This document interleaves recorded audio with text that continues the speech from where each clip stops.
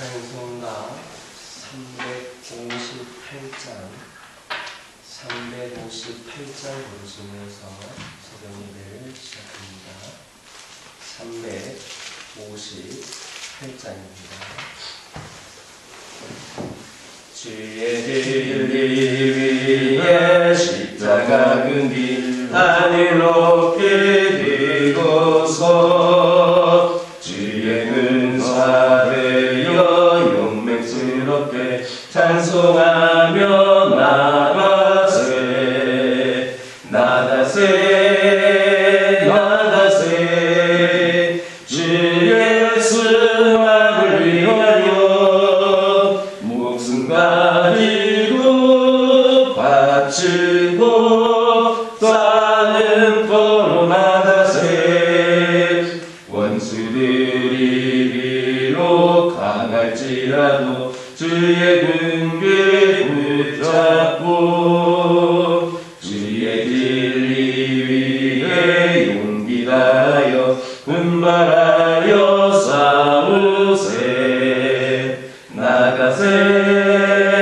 나가세 주 예수만을 위하여 목숨 가지고 바치고 싸운 포로 나가세 산과 들과 바다 가는 곳마다 주의 분께 날리며 반갑고도 기쁜 승리의 소식 온 세상에 전하세 나가세 나가세 주 예수만을 위하여 목숨 가지고 바치고 싸는 포로 나가세 원수들은 이미 예수네 하나 없이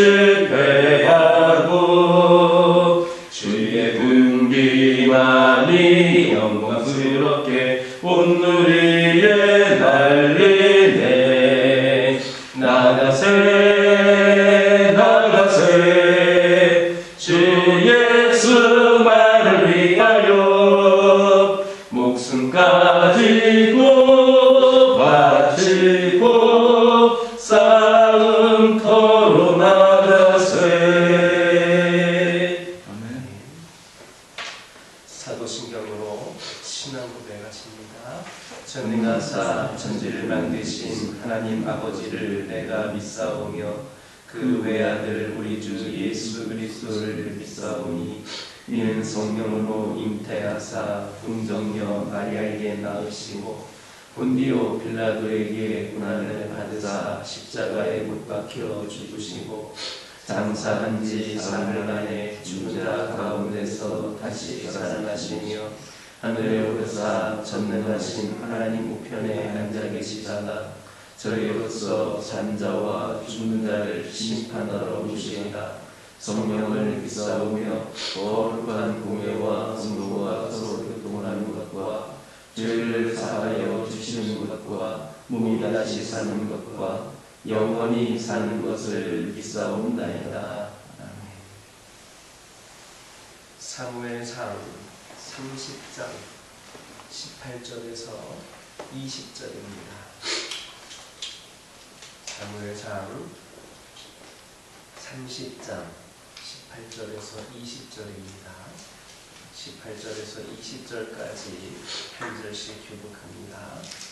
다윗이 아말렉 사람들이 빼앗아갔던 모든 것을 도로 찾고 그의 두 아내를 구원하였고 그들이 약탈하였던 것 곧 무리의 자녀들이나 빼앗겼던 것은 크고 작은 것을 막론하고 아무것도 잃은 것이 없이 모두 다윗이 도로 찾아왔고 함께 읽겠습니다. 다윗이 또 양떼와 소떼를 다 되찾았더니 우리가 그 가축들을 앞에 몰고 가며 이르되 이는 다윗의 전리품이라 하였더라. 아멘.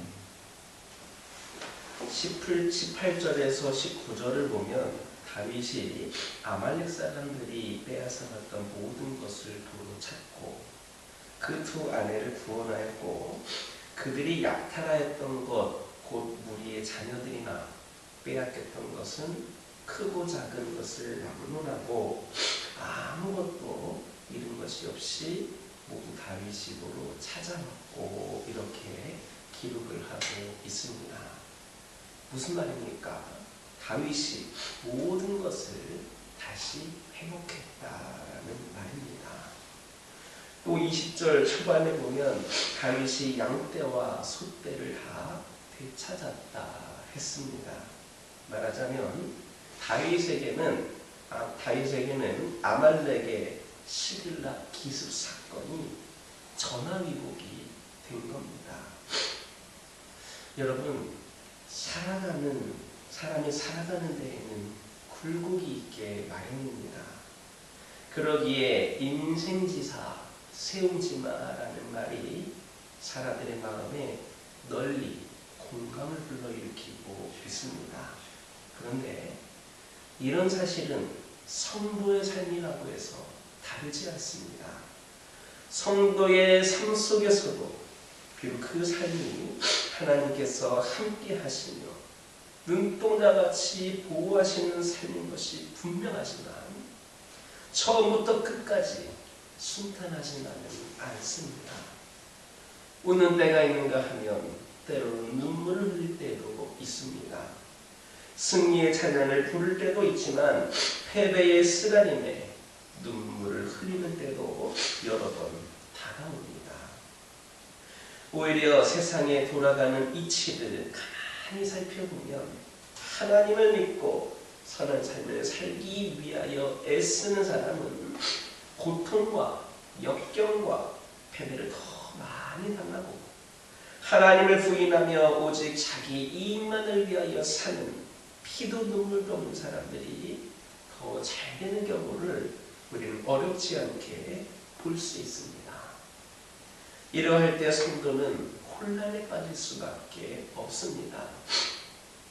이런 의문은 현대를 살아가는 우리들만 품고 있는 게 아닙니다.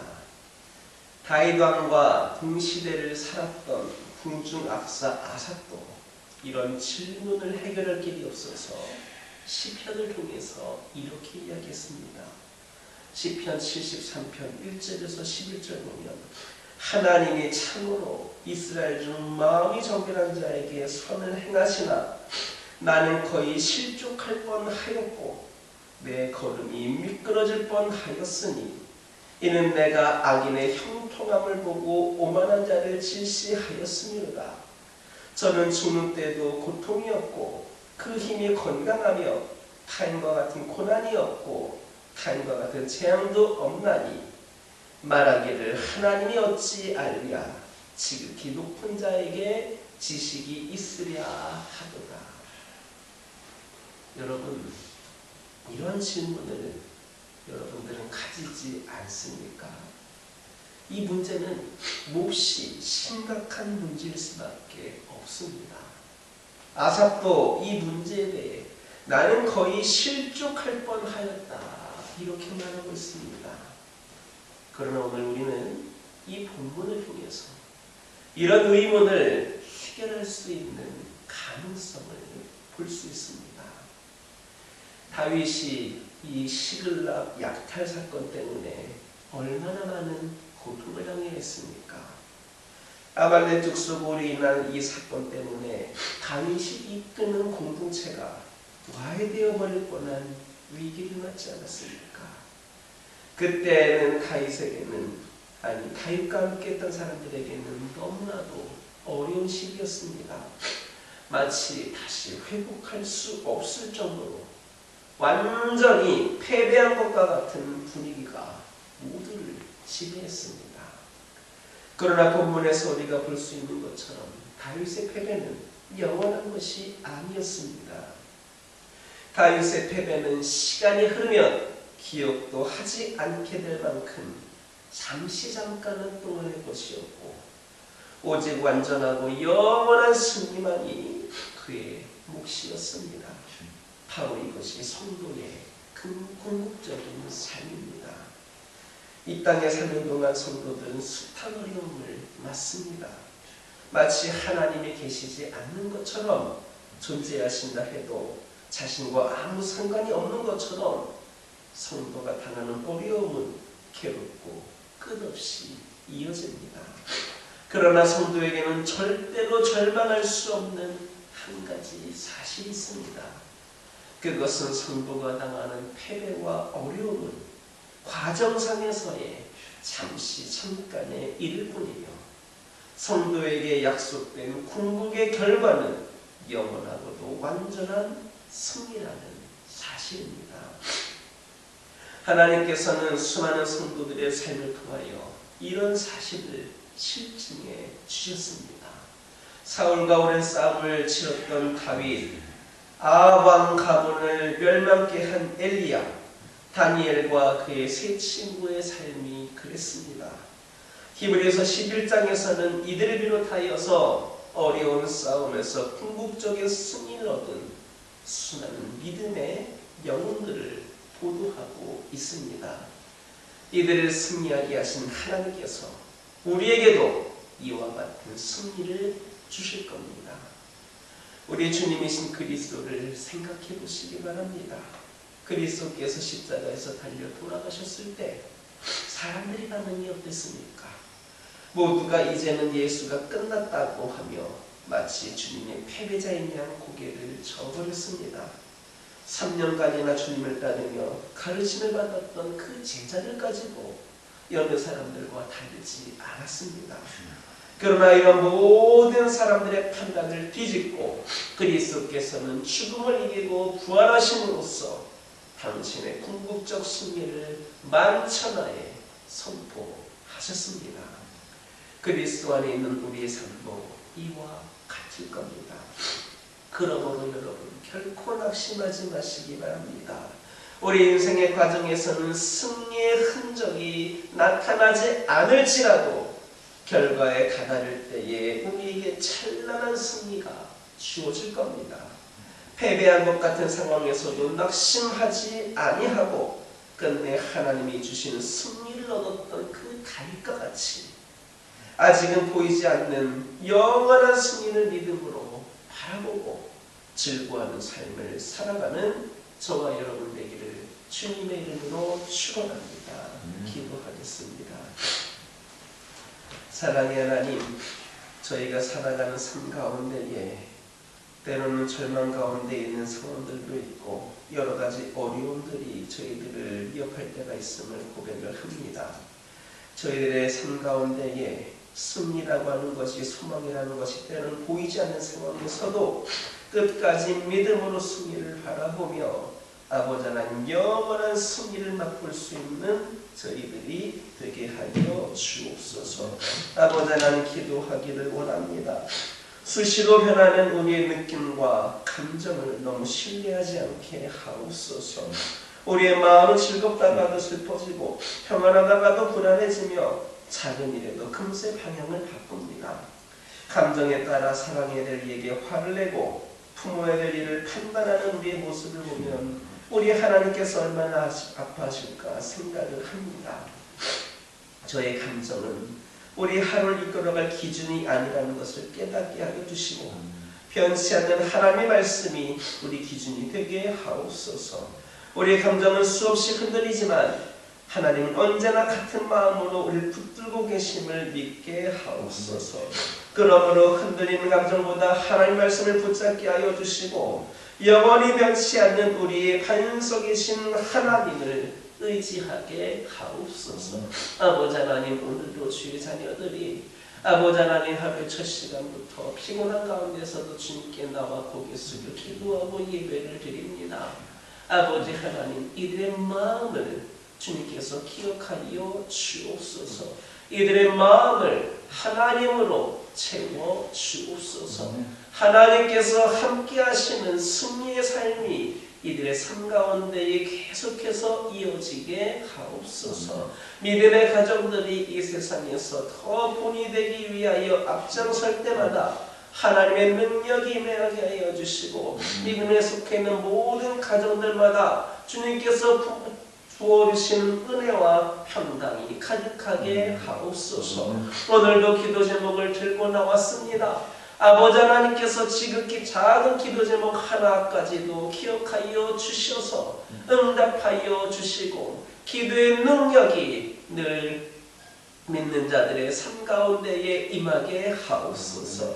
환우들을 치유하여 주옵소서. 믿음이 나약한 자들, 아버지 방황 있는 자들을 긍휼히 여겨주셔서 다시금 주님께로 인도하여 주옵소서. 여러 가지 어려운 문제와 상황과 아버지 힘든 가운데 있는 영혼들에게 하나님께서 위로하여 주시고 빛이 되어 주셔서 소망을 품고 주님을 의지할 때마다 모든 문제가 해결되는 놀라운 역사를 경험케 하옵소서. 우리 교화교회를 기억하여 주시고 아버지 하나님께서 임하셔서 늘 이 교회를 이끌어 가시는 데에 아버지 하나님께서 함께하여 주시고 우리 모든 성도들이 주의 말씀에 순종하며 귀한 사명 감당할 때마다 하나님께서 함께하시는 은혜를 경험케 하여 주시고 성장하고 부흥하는 교회가 되게 하여 주옵소서.